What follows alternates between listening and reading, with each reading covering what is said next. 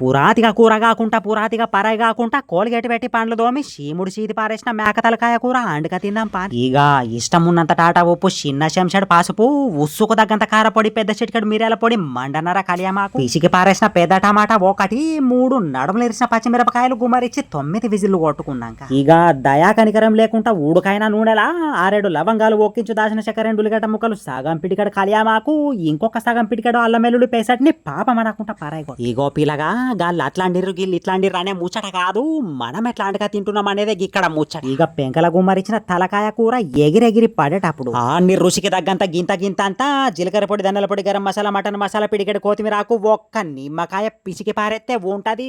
ఇక నన్ను అడగకుండ్రి, మీకు ఎరికే అనారోగ్యాల పాలై డాక్టర్లు చెప్పినట్టు బతికే కంటే ముందు ఇష్టం అనిపించినవి, మనసుకు నచ్చినవి నమిలి పారయ్యండ్రి, తర్వాత సంగతి బాధ మీద ఏకలే. కామెంట్లలో వస్తుందని తలకాయ కూర అండినా కానీ నిజానికైతే నాకు నచ్చది. మరి మీకు నచ్చుదో లేదో నాకు తెలియదు.